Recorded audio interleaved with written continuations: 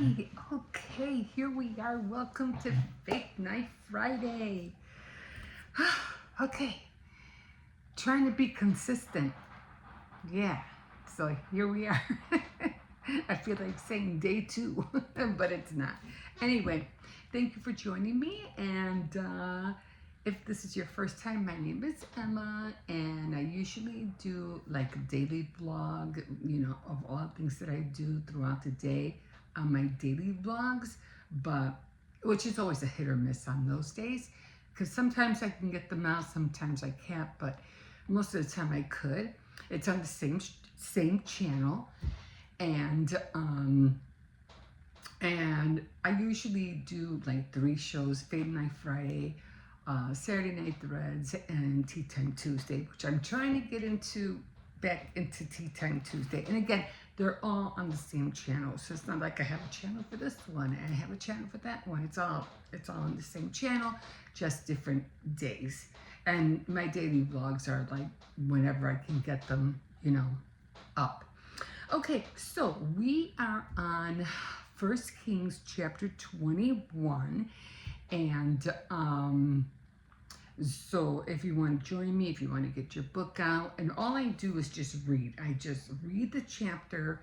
I give my opinion of what I thought about it. Sometimes it's a hit or miss with me too, because there's a lot of things in the stories when you're reading them, and they like really don't, like, you really can't understand it. Like, it doesn't make any sense to you. But when you've been reading the word for a while, you've been in it for a while, you'll start, the Holy Spirit, once it's in you and it starts working in you, you'll be able to discern what the book is telling you or what the chapter is trying to tell you.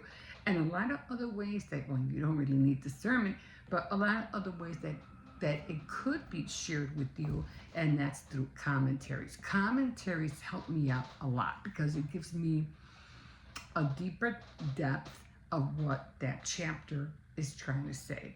So any kind of commentaries or any way that you could find more information about the chapter that you're reading, look for it, do your research, and jump on it. There's another one that I do, and it's on the Bible app, and it's called Recap. And is it called the Bible Recap? And I think it's just called Recap. And I listened to Tara-Leigh Cobble, and I listened to her. Now, the way I do it, I think she's right now, if you really get into it, they're finishing Revelations. And some people do it differently, like they'll stick to it where she's at, or they'll start where she's at. But for me, like, I'm like with you guys, I'm on 1 Kings, but on my own reading, I am on Ezekiel. So on the Bible Recap, when you're in the plan, which I like, there's so many of them, but I like listening to her mostly. She has, I don't know, just some kind of, I just like her, the way she talks.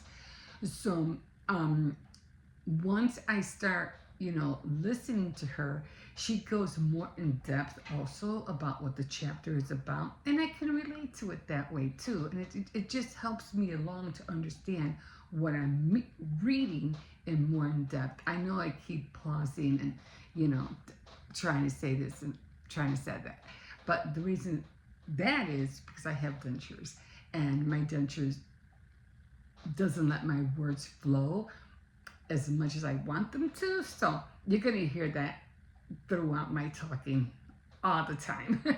Like, I'm not going to stop just because, oh, I said this wrong, or that word didn't come out right. So that's what I do. So again, it all depends how, where you do your research, how you get the information to yourself to try to understand it more. Like, again, like when I'm in the Bible Recap, I go to Ezekiel where I'm at, and I go back to find where Ezekiel, whether it's 1 to 3, chapter 13, 14, I look for it, and then I press on that number. It could be like 241, 243. I press on it. It takes me to where she's at in Ezekiel. And then I listen to how she gives her commentary about the chapter that I'm reading. Not the chapter that everybody else is into, but the ones that I'm into. So if you want to do it that way, you can. There's always various ways to learn how to, use your information. Okay, so let's jump into this. Like I said, we're on First Kings, and I am reading chapter 21, and then I'll go into the commentary, and then I have these little cards, and they're like questions, and you have to try to answer them, and in the back is the answer. So let's just jump in because there's something else I want to talk to you guys also. I'm trying so hard to get used to these glasses, but they're bifocals, and I have to always keep, bring my head up and down, up and down, up and down, just so it's annoying, so I can read. Okay, and then my eyelashes keep hitting the lens. Okay, so let's start. Okay, so we're on 21, First Kings, and it's Naboth's vineyard. Now I'm not sure if I'm saying that right or not, but I'm guessing that's how you say it. Naboth's vineyard. Okay, so near King Ahab's palace in Jezreel, there was a vineyard owned by a man named Naboth. One day Ahab said to Naboth, "Let me have your vineyard. It is close to my palace, and I want to use it. I want to use the land for a vegetable garden. I will give you a better vineyard for it, or if you prefer, I will pay you a fair price. I inherited this vineyard from my ancestors, Naboth replied. The Lord forbid that I should let you have it." Ahab went home depressed and angry over what Naboth had said to him. He lay down on his bed facing the wall and would not eat. Jeez. His wife Jezebel went to him and asked, "Why are you so depressed? Why won't you eat?" He answered, "Because of what Naboth said to me. I offered to buy his vineyard, or if he preferred, to give him another one for it, but he told me that I couldn't have it." Aww. So, well, are you king or aren't you? Jezebel replied. "Get out of bed, cheer up, and eat, and I will get you Naboth's vineyard." Then she wrote some letters, signed Ahab's name to them, sealed them with his seal, and sent them to the officials and leading citizens of Jezreel. The letters said, "Proclaim a day of fasting, call the people together, and give Naboth the place of honor. Get a couple of scoundrels to accuse him to his face of cursing God and the king. Then take him out of the city and stone him to death." Jeez, man. I got a feeling something good is not going to come from this. The officials and leading citizens of Jezreel did what Jezebel had commanded. They proclaimed a day of fasting, called the people together, and gave Naboth the place of honor. The two scoundrels publicly accused him of cursing God and the king, and so he was taken outside the city and stoned to death. The message was sent to Jezebel. "Naboth has been put to death." As soon as Jezebel received the message, she said to Ahab, "Naboth is dead. Now go and take possession of the vineyard which he refused to sell to you." At once Ahab went to the vineyard to take the possession of it. Then the Lord said to Elijah, the prophet from Tishbe, "Go to the king Ahab of Samaria.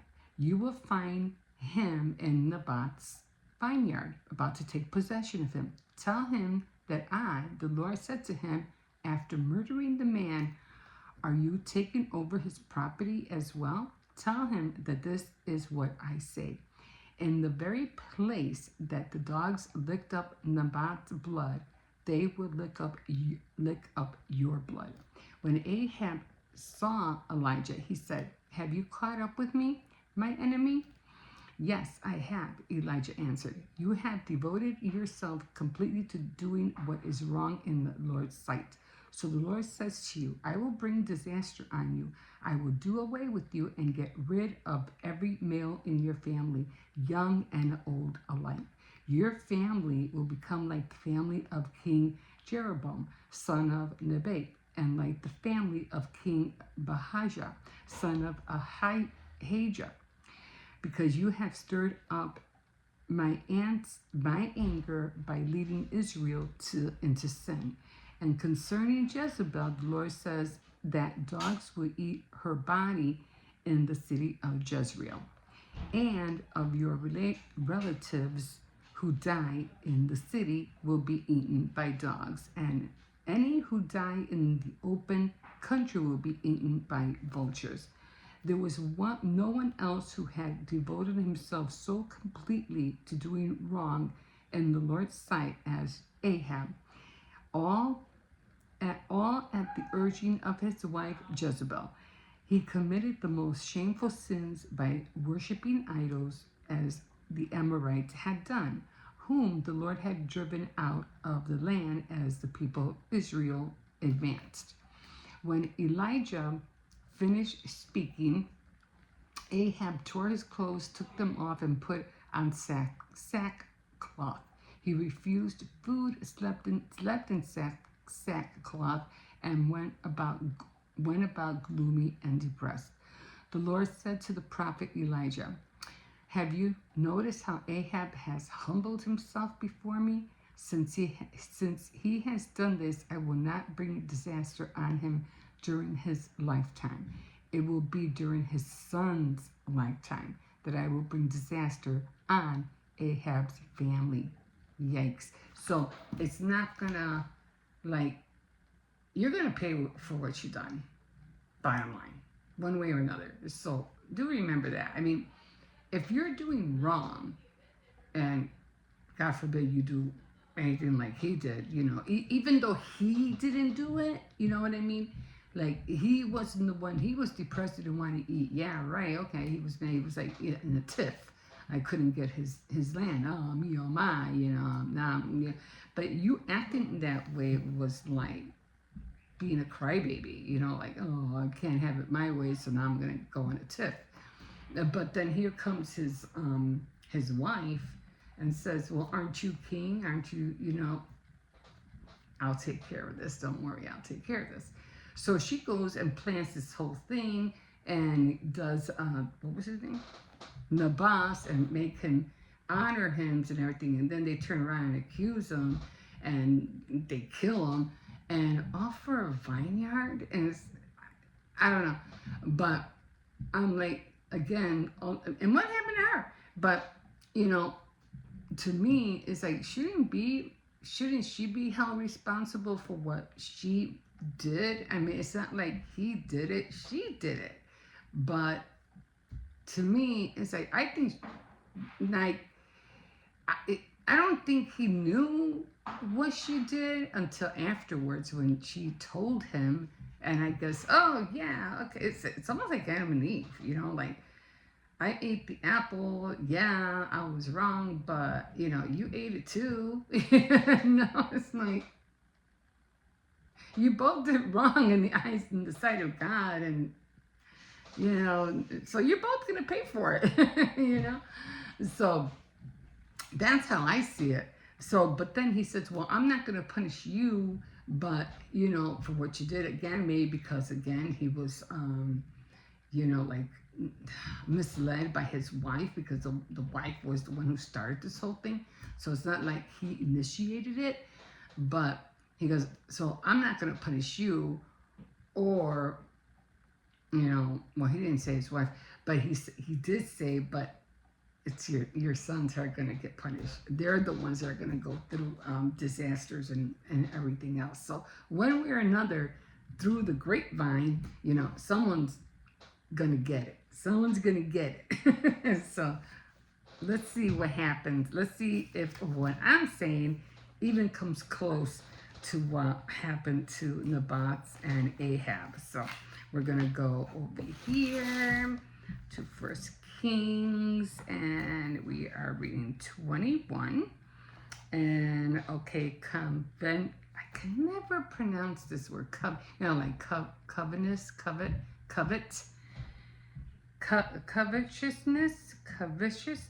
can never pronounce that word. There's just some words in my life that I'm like, how do you pronounce that? Okay, so conventionist. Well, to covet, in other words.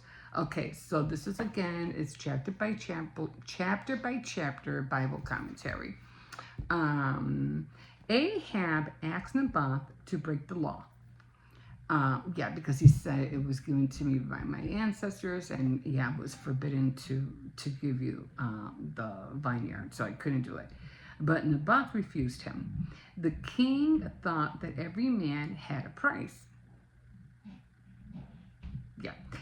But Naboth was not for sale. You shall not covet is the last of the 10 commandments.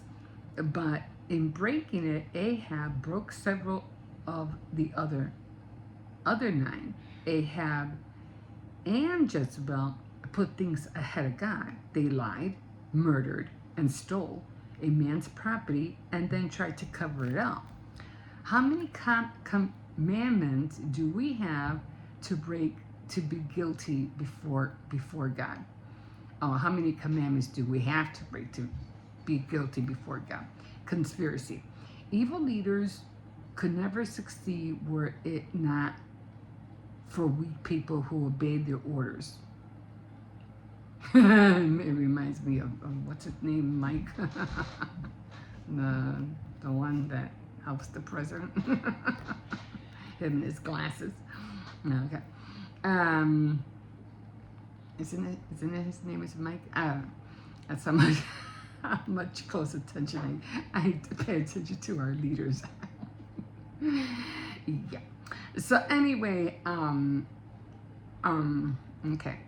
If it were not for the weak people who obeyed their orders, Jezebel did not fear God's name. No, she didn't, or believe in fasting, but she knew how to use both to get what she wanted. An innocent man died, but God saw it happen. Elijah found Ahab. Ahab's sin found Ahab, and the word of judgment was pronounced. Okay, clemency. Ahab humbled himself before God, not because he felt the burden of his sins, but because he faced the terror of death. So I guess he knew, because of what Elijah told him, he was like, oh shoot, I'm going to get it now. But God delayed the execution of the sentence, but it came just the same. Ahab has set himself to do evil, and his master, sin, finally paid the way. Let me see. Okay, God delayed the execution of the sentence, but it came just the same. Ahab had sold himself to do evil, and his master, sin, finally paid the wages. So, not too really sure of this one, but like I said, I didn't see Jezebel getting in trouble for what she did in this one. I don't know. Maybe down the line we'll hear that she got in trouble. I don't know. But again, the wages were eventually going to get, of the sin were eventually going to be paid by someone. Now, someone was going to get it for what they did. And it always runs down that line. Like, if you don't get in trouble, the people in your next line is going to get it. And that's how it used to be, it's like, well, how do you do it when somebody catches a disease or something in the family or something, and it skips a generation, and it might not hit you, but it'll hit the next generation, and they're the ones that will catch it because you're the previous ancestors before you had it, but it missed you, but it went on to the next. You heard of that, right? So that's what I'm thinking was going on here. Okay, so I don't know. I still have to, probably go to the Bible recap. Maybe she could explain it better, but I can't do it. I'm probably going to have to search that one up and get a better understanding of that chapter. Okay, so this is a little 580 Bible trivia questions, and I picked it up. I saw it. I bought one for my daughter, so I got to get one for myself. I have to. Okay, so let's start with the question: Who told his brothers not to touch Joseph? Not to touch. Who told his brothers not to touch David? I'm thinking the father, David. I'm not really sure. I mean, I remember the story about Joseph and the dream coat, but I don't know. I could be wrong. What name were Jesus' followers first given in Antioch? What name was Jesus' followers given in Antioch? I don't know that one. What did Esau do for a living? Oh, come on. He was a gardener? He tended sheep. It's one of those two. What is the name of the region where Nazareth is located? Oh my God, Bethlehem? The region. I think I'm seeing the region wrong. Region. Israel? Okay. What is the fifth book? What is the fifth book of the New Testament? Matthew, Mark, Luke, and John. James? Matthew, Mark, Luke, and John. Romans. Acts or Romans? One of the two. Oh, this is terrible. What people wanted to know the secret of Samson's strength? I don't know. I know it was the girl. I don't know. Okay, so let's find out. Who told his brothers not to touch Joseph? Reuben. I didn't know that one. What name was Jesus' followers first given in Antioch? Christians. What did Esau do for a living? I said gardener or sheep care, right? He hunted. Oh, jeez. Okay. He hunted. What is the name of the region where Nazareth is located? I don't think I knew any of these. Galilee.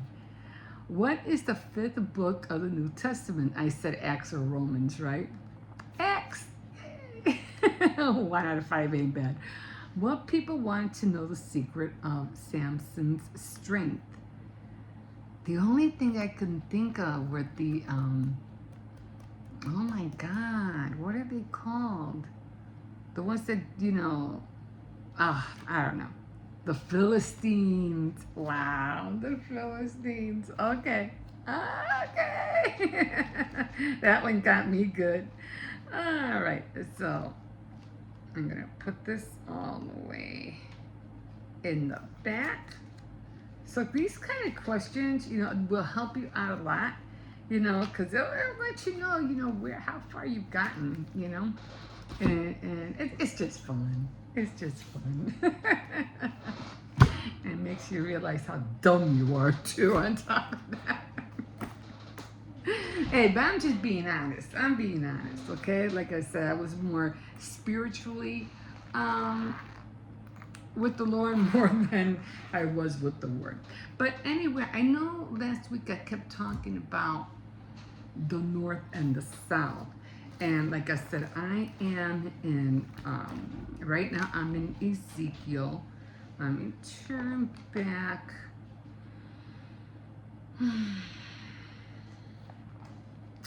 I think it was on Lamentations. Here we go, Rich. There was just some things that I read in Lamentations towards the end. And I said, they should know about this because I don't want to wait until we get all the way over there. And when we're going through these things right now. So when I read this, I was thinking about the rich, the people who are wealthy, like those billionaires or trillionaires that we have right now. And it says in Lamentation, because again, he's talking about the future or what's to come. He goes, the people who once ate only the richest foods now beg in the streets for anything they can get. Those who once lived in palaces now search the garbage pits for food. That's scary. Now this is going to happen towards the end times. Then the tender-hearted women have cooked their own children and eaten them in order to survive the siege. Now, I know we already have come to the point where, we have heard that, mothers are going to be against the children are going to be against the parents, and parents are going to be fighting with their children. I mean, we're already seeing that right now. So that's already in in prophecy. That's already happening. There's another one. Let me just keep going. Some of them I put like footnotes on the sides, and some I didn't. This was Lamentations. Find those who pursue us are at our heels. We are exhausted but are given no rest. We submitted to Egypt and Assyria to get enough food to survive. It was our ancestors who sinned, but they died before the hand of judgment fell. We have suffered the punishment they deserved. Wow. That's almost the same. Well, no. I mean, even though they survived, but they still got the punishment that was meant for them. Something like that. Okay. Let me see. Or have you, let me see. Restore us, O Lord, and bring us back to you again. Give us back the joys we once had. Or have you utterly rejected us? Are you angry with us still? And I think it's still talking about the people of Israel. Now, you have to remember, we're still seeing the prophecies of what's happening between the Philistines and Israel, as we see it unfolding in front of our eyes, in front of our faces, more so because we can see it through TV and everything like that. But it's a still going on situation. It's not ending. Even when we're gone, it's still going to continue. There's still more to come between them. Okay. And if you don't think for 1 second, how come this is long? That's bothering me. Okay. I don't know. You guys still going out? Yeah. Okay. I gotta cut this. I don't know. I think it's longer here than it is on the back. All right. Okay. So now we're in Ezekiel, and some of the things I said, I have to read this. So it says in Babylon, and they have to remember, we are going to be considered Babylon in the future. Like I said, you have to read between the lines of the north and the south. I keep reading about Assyria. Now, I don't know if it's Assyria. I don't know what Assyria would be and how it would be called in the modern times. But Assyria is the north. And the north is supposed to be fighting against the south. So, and Babylon is also in the north. So we have the north and the south. And those are the only two dominant that are going to be engaging in battle at the end, and at the end of prophecy. It's only them. And this is bothering me so bad. So I don't know about that. But I know that it's just those two. Whatever happened to all the other land, I don't know, but I know it's those two. Okay, so the heavens were open to me, and I saw the vision of God. Okay, so he's telling him again, as I looked, I saw a great storm coming towards me from the north, driving before it a huge cloud that flashed with lightning and showed the brilliant light. So it goes on and on and on. So again, it's always talking about the north and south. North and south. Ezekiel's call and commission. Okay, so you go, Son of man, I am sending you to the nation of Israel, a nation that is rebelling against me. Their ancestors have rebelled against me from the beginning. You see, from the beginning. And they are still in revolt till this day. They're still in revolt till this day. Why do you think the things that happened to the Jews happened? Because it's like, no, God was like done with them, like done. But because of Jesus, it's like he's always going to leave a remnant of people still alive so that people can still, it's almost like with Lot, when he ran, he goes, oh, if you could find 10, 30 people who will serve, I'll save the Sodom and Gomorrah. Was it Sodom and Gomorrah?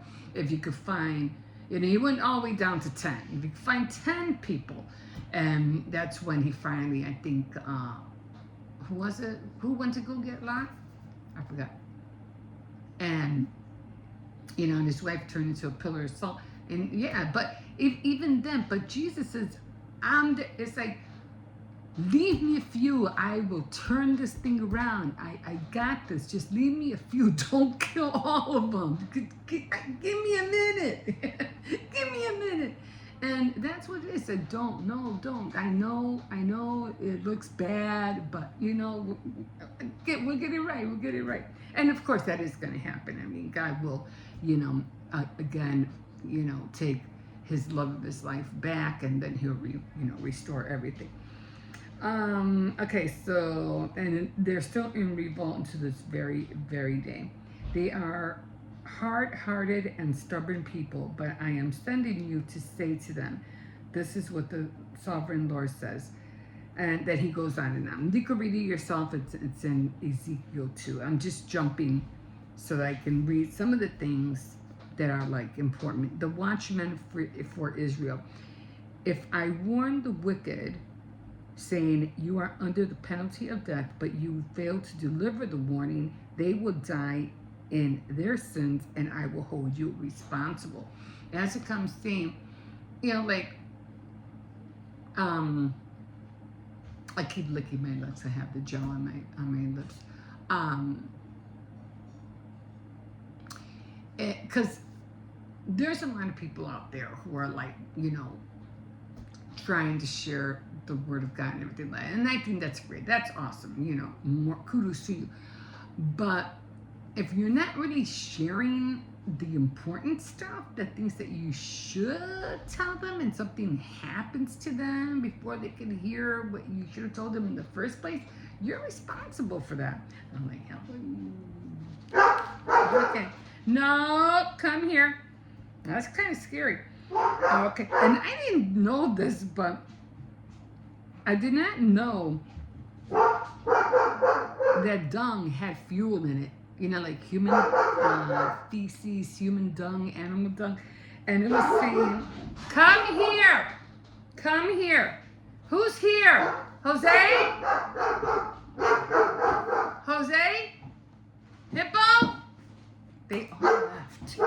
Give me 1 second, let me find out what's going on. I'll be right back. Yeah. They left you? I'm sorry. He gets really mad when they leave him. They go to the park and he gets all mad. Okay, so flammable. Okay, so I don't want to be on here too long. I know I was on here almost like close to an hour last week. What are you doing? I tell you, my German Shepherd could be like a toddler. He could be like a 2 or 3 year old. He gets into these fits and he starts breaking things. Oh, what was it? He said, each day prepare your bread. He was telling this to Ezekiel, as you would barley cakes, while all the people are watching, bake it over a fire using dried human dung as fuel. I didn't know you could do that. And then eat the bread. But Ezekiel didn't want to do that because he felt like he was going to be defiled. He goes, okay, then use animal dung instead. So he ended up doing that. Flammable to the whole earth. Okay, so here's another one. Then take a few of the hairs and throw them into the fire, burning them up. A fire will then spread from the remnant and destroy all of Israel. Now, this is the one thing I think about all the time when it comes to, the end times where God says he's going to burn the whole earth. Now, what I've been seeing about that is that we throw so much garbage in the ocean, and that he just said dung is fuel. And then we have plastic in there, and we're spilling oil in there, and who knows what other flammable things are going to be in the water, that all he is going to have to do is just light a match and bam, the whole earth is going to be on fire, because all that flammable stuff is in the water already. It's like trying to put out a fire with oil in, and trying to put it, believe me, I went through that. Trying to put out a fire with water and oil in it. You can't. Baby's going to burn. It's going to burn. And that, to me, that's how I said, that's how it's going to be ablazing. Because there's going to be just so much stuff in the water that even the waters you're going to see be burning up. Cersei, stop! He's just me. Okay, I'm going to have to cut here because... Okay, so then the coming of the end, and he goes on and on and on. The time has come, and the day of trouble is near. The day of judgment is here. Your destruction awaits. The people's wickedness and pride have reached a climax. So again, like I said, we all know that there have been prophecies where parents would be against children, children would be against their parents, and so forth like that. And we're seeing that now. But Cersei, you better not knock down that gate. Come here. And but there's just going to be so much more. Then I'm going to stop here because I have to take care of this one. For all I know, he probably did knock down the gate. Cersei, get over here. Yeah, he's still there. But and I guess I wanted to come on here because I said I put those two so I'll know where to come next week. But there's just so many things that our eyes have not seen because we're not able to. But that doesn't mean it's not there. Okay? So the other thing that I was getting is that there's just going to be so much worse things, and a lot of things, it's going to be like good and bad. It's like there's going to be a lot of things that we haven't seen and are going to be exposed. Like a lot of things are going to surface, and we're going to realize a lot of things. Like it's like when we read the the word and we've come this far. It's like every decade or every century we get a little illuminated of the information that we didn't have a century ago or 2 centuries ago. You know what I mean? Or 20 decades ago. We keep gaining illumination of more information that we didn't see, that people didn't see back then. And then now it's coming to light. Like there's a lot of things that people thought they had to do back in the 30s, the 40s, whatever. But now we're like, but see, we don't have to do that anymore. We can do it this way, and this is what it meant, not that. And that's what having Jesus, about deciphering what was said in the New Testament and the Old Testament. It's like, yeah, I understand that, but you have to remember, because of Jesus, we don't have to do what was done in the Old Testament, because of his sacrifice. He done the ultimate sacrifice. You don't have to sacrifice anything, because he already paid the full price. So everything that you thought you had to do because it's in the Old Testament, it's like, no, you don't have to do that anymore, because that's why Jesus, it's the new way of living because of him. So you have to see it in that aspect. And then again, like I said, there's so many things that are going to be revealed, but so many bad things are also going to happen. And a lot of people, and in the future, are going to be closing themselves in. No one's going to want to go out because they're going to be scared to walk out their door. And everybody's going to do everything to shun themselves away from other humans. And then God's going to say, okay, fine, then the heck with you. I'll start all over. Because even us, as we try real hard to keep the word in line, we're trying to share the word, it's going to diminish and diminish and diminish, and evil is going to take over to the point where God's going to say, no, I had it, I'm done with you, that's it. I have given you time and time and time and time and time and time and time and time and time and time and time, and you guys just won't give in. You won't. You continue to disobey me. You obviously you don't want nothing to do with me. You already could tell that by all the crazy concerts, that all the evil spirits and devils and shit is going on around, even in the churches. That God is like, okay, fine, I'm done with you. I'm done. And I think that's when he's going to set the whole earth on fire. And then he's going to renew it. And then, of course, the Lord is supposed to come down for 1,000 years and blah, blah, blah. And then you're going to see people. It's just so much. You're going to see the new people coming down. But you're still going to have humans. We're still going to have humans.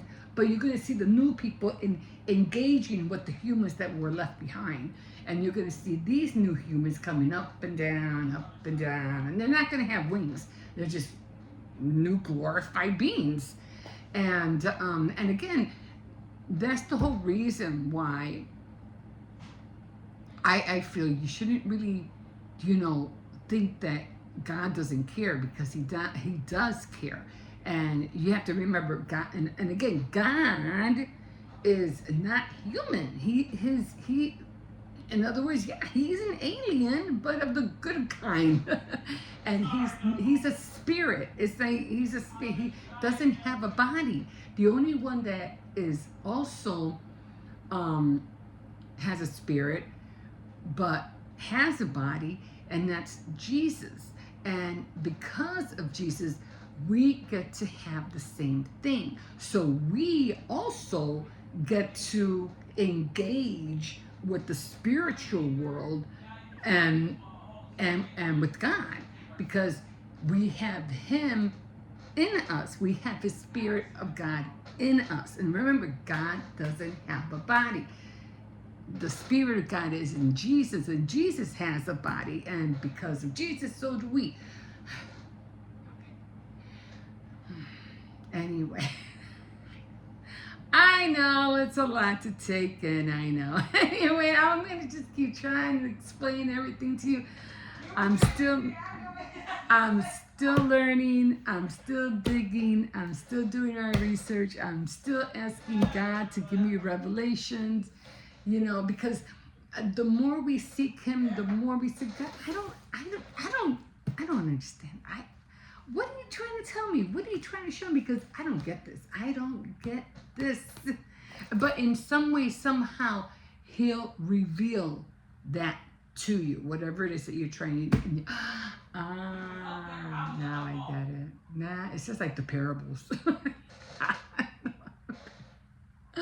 I mean, some had stories, but Jesus always spoke in parables. but with God, he spoke in stories. I think it was. But Jesus always spoke in parables. And I'm still trying to figure out about the money thing, the tenants with the coins. I mean, I'm getting close. But I know there's more to it that I'm seeing. So anyway, thank you for joining me tonight. And together we are going to get more and more in depth into this. And I hope you can join me next Friday. And again, I'm trying to stay consistent. And so don't forget to like, subscribe. Definitely comment if you feel like I'm off, or something. Or tell me if I'm doing good, if I'm doing bad. Like or dislike, or whatever you want to do. And yeah, so I'm going to take care of Cersei. And we'll see you next time on Faith Night Friday. Okay, guys, I gotta go. I didn't even touch this coffee. It's a whole cup. And now it's cold. Good night, guys. We'll see you next week. Bye.